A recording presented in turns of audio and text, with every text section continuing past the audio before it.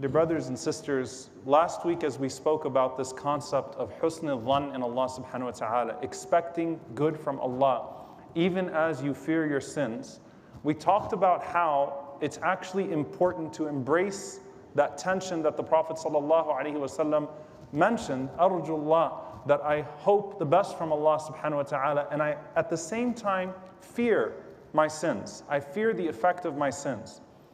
And subhanAllah, you see that one of the beauties of tazkiyah, one of the beauties of spirituality as it's defined in Islam, is that it doesn't leave these concepts open-ended for the mind to define it, for our hawa, for our desires to define it as we see fit. Husn al-dhann in Allah, I expect well from Allah, I love Allah, therefore I'm good. I have no obligations upon me, no one can tell me that what I'm doing is wrong, I have nothing to worry about because I love Allah and I expect well from Allah. I know in my heart that He's going to forgive me. You can't do that. There is an obligation, there is a structure, a framework for husn al-dhann in Allah subhanahu wa ta'ala, for expecting good in Allah. And as we said, that is when you are doing good that you expect good from Allah. So after your sin, when you are repenting, you expect Allah's forgiveness. When you're in hardship and you make dua, you expect Allah's answer to your dua. And after you seek to remedy yourself of those sins, you expect Allah's forgiveness and you expect His Jannah and you wish for the best from Him as you are doing the best that you possibly can do. Now when it comes to the concept of loving Allah subhanahu wa ta'ala, it's a heavy claim.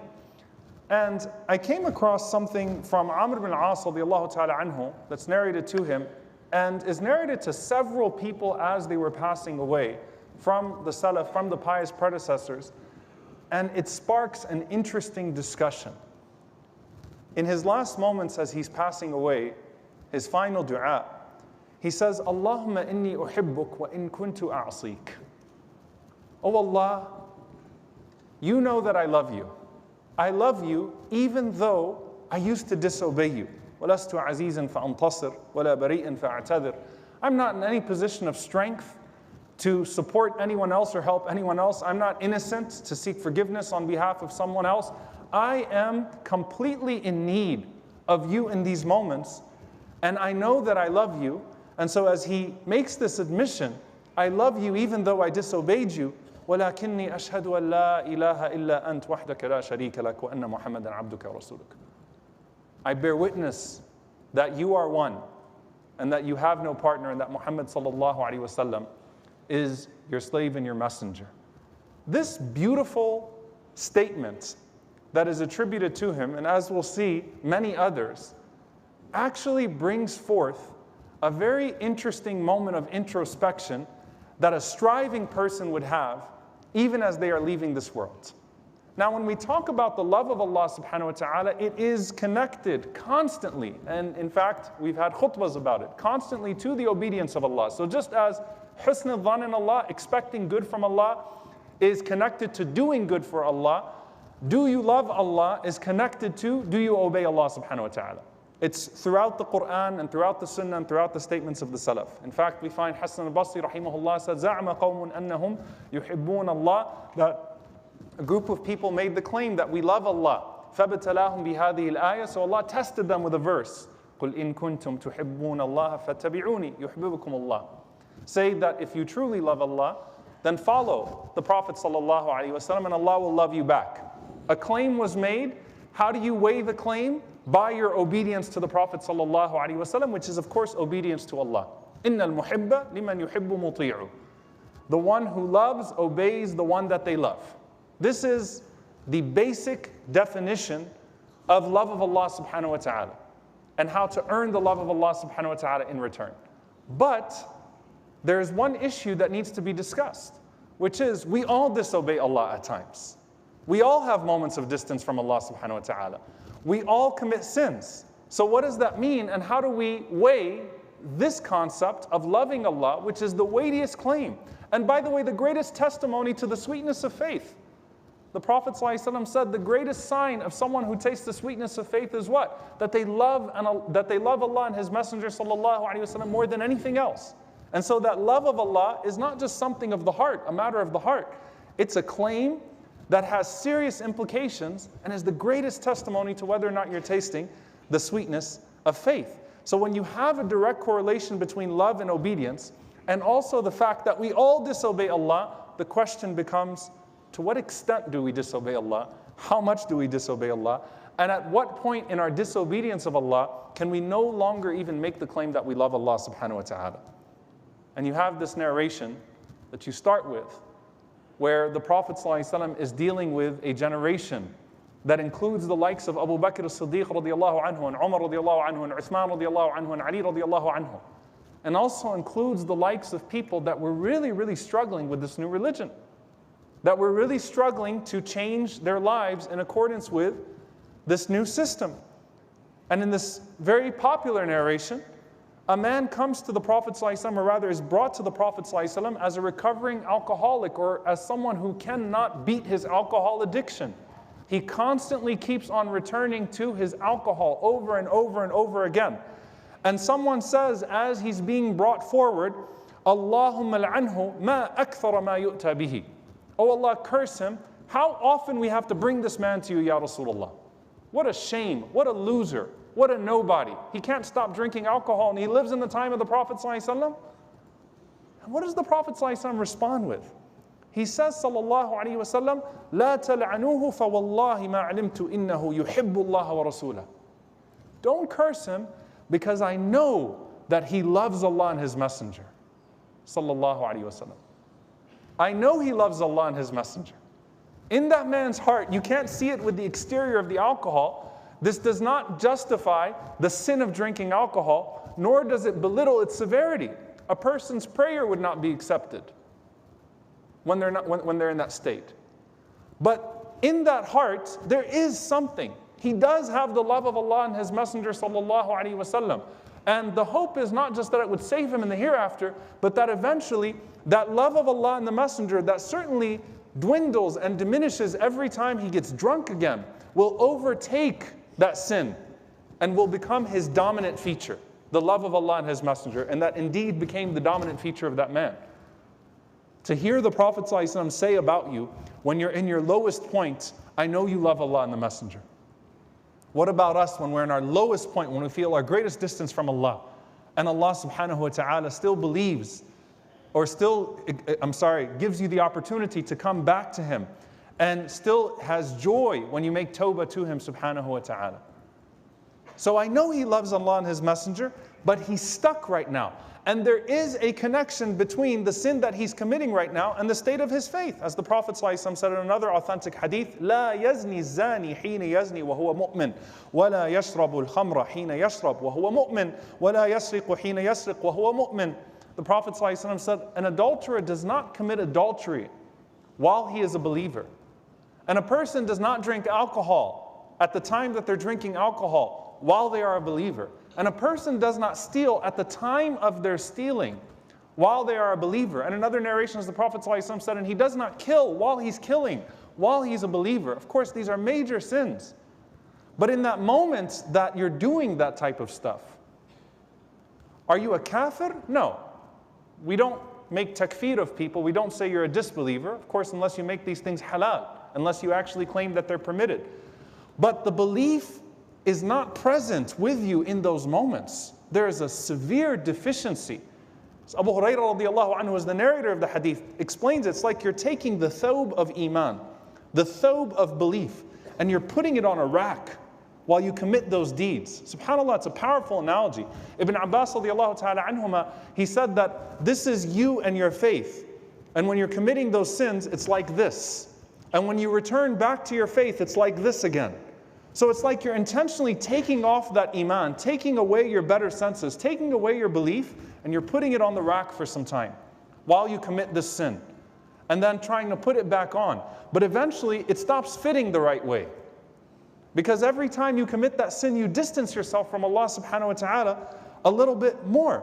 And so the idea here is that while you claim to love Allah subhanahu wa ta'ala, when you indulge these sins, you can't say that in this moment, I am in a state of love of Allah. But the Prophet ﷺ is saying that a person could indeed be in one of these states and there's still something in there to be redeemed, to be salvaged. Now, what does this mean for us? What does this mean for someone who's like, well, He's talking about the alcoholics and the adulterers. He's talking about this person and that person. And I don't fit into any of these categories. Even the most righteous people from this ummah would wonder, where am I with this love of Allah subhanahu wa ta'ala? Muhammad ibn Wasi' rahimahullah ta'ala, a man came to him, a great scholar. He said, Inni uhibbuk, I love you for the sake of Allah. قال أحبك الذي أحببتني فيه. May the one who you love me for love you back. ثم حول وجهه. Then he turned his face and he started to cry. And he said, Allahumma inni a'udhu bika an uhabba lak wa anta li mubghid. Oh Allah, I seek refuge in you from being loved for your sake while you're angry with me. Someone loves me for Allah and Allah is upset with me. Allah is angry with me because of some sin that I'm committing and putting a distance between myself and Allah subhanahu wa ta'ala. So the alcoholic and the person who's that far away has to have hope that there is something in there, indeed a true expression of Allah's love that's dwindling, but it needs to be redeemed. And the one who's in a state of worship and scholarship has to be so worried about losing the love of Allah subhanahu wa ta'ala that it drives them so that when they pass away, they could be like Hudayf ibn al-Yaman radiyallahu ta'ala anhu, who looks to Allah subhanahu wa ta'ala in the last moments of his life and he says, هَذِهِ آخِرُ سَاعَةٍ مِنَ الدُّنْيا. This is the last hour of my life. Allahumma innaka ta'lamu anni uhibbuk. Fabarik li fi liqa'ik. Oh Allah, you know that I love you. You know that I love you. So bless me in this meeting with you. Could you say that at the time of your death? If death was coming to you today, would you be able to say, oh Allah, you know that I love you. You know that I love you. So bless this meeting that I'm about to have with you, the inevitable meeting that I'm about to have with you. What does this mean for us practically, dear brothers and sisters, when I'm thinking about the love of Allah and do I love Allah subhanahu wa ta'ala even though I disobey Him? I want you to take a moment and to think about the intentional sins that we commit. Put the size of the sins on the side. You know, we usually talk about إِنَّمَا الْأَعْمَالُ بِالنِّيَّاتِ, that verily actions are by intentions when we're talking about the good deeds. But there's a difference between that intentional, repeated sin. The sin that you wake up to every single day, the sin that you have accepted as a natural part of your life, the sin that you do with intentionality and with consistency. And then you still claim to love Allah subhanahu wa ta'ala. There's a problem with that. The scholars differentiate between the sins of the lover of Allah and the sins of the one who transgresses the limits of Allah subhanahu wa ta'ala. The sins of the lover of Allah are slip-ups. They're mistakes. They're things that happen along the way. And a person wakes up when they fall into those sins, and even sometimes the major sins happen. May Allah protect us from them. But we see this with the Prophet ﷺ talking about this man and that person that might have fallen into that and never thought they'd fall into that major sin. There's still a chance for you. That doesn't mean you didn't love Allah subhanahu wa ta'ala. That means you really fell bad, but it doesn't mean that you didn't love Allah subhanahu wa ta'ala. But the sins of the lover are slip-ups. The sins of the lover of Allah subhanahu wa ta'ala, they happen less frequently and without intentionality. You get caught in a moment, caught by an environment. Your desire takes you somewhere that it shouldn't have taken you. But you come back to Allah subhanahu wa ta'ala in sincere repentance. The intentional sins, the intentional forms of disobedience, the ones that are conscious choices that you make, even if they're small, even if they're small. As Imam Al-Ghazali rahimahullah said, imagine taking a rock and dripping a drop of water on it every single day in the same spot. It doesn't matter how strong the stone is, you'll destroy the rock. Even if they're small, the repeated, recurring ones, they kill the heart. And when you kill the heart, you kill the ability of the heart to love Allah subhanahu wa ta'ala. And that's why you find the scholars emphasizing the recurring nature of sins, the accepted sins, the sins that I'm no longer telling myself are even a problem anymore. Because I'm telling myself that, well, Allah subhanahu wa ta'ala surely still loves me and I'm still okay. Dear brother or sister, don't ignore your Lord. Don't ignore Allah subhanahu wa ta'ala.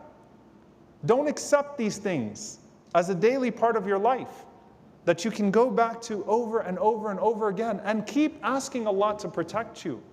Keep asking Allah to protect you from any of these sins. the minor ones or the major ones, and especially the intentional ones, the recurring ones. And how do we get to this place where we're asking Allah subhanahu wa ta'ala, Ya Allah, I love you even though I disobey you?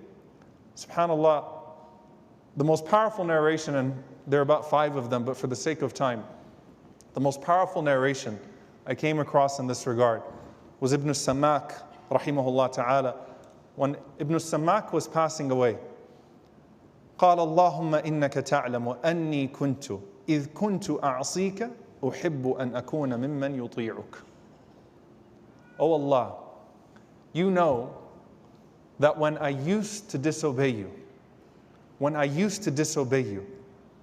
that I hoped and I loved to be amongst those that obey you. That I don't want to be amongst those that disobey you. When I find myself in the state of disobedience, I'm not proud of it, I'm not okay with it, I'm not complacent with it. And I want to be from those that obey you. And in one narration he said, أُحِبُّ مَنْ يُطِيعُكَ. Even if I was amongst those that used to disobey you, I always loved those people that obeyed you. I always wanted to find myself in that category of people that obeyed you, in that category of people that loved you. And I'm asking you, O Allah, to make me amongst those people that love you and that are beloved to you. I'm asking you for that, even though I know I'm going to slip up.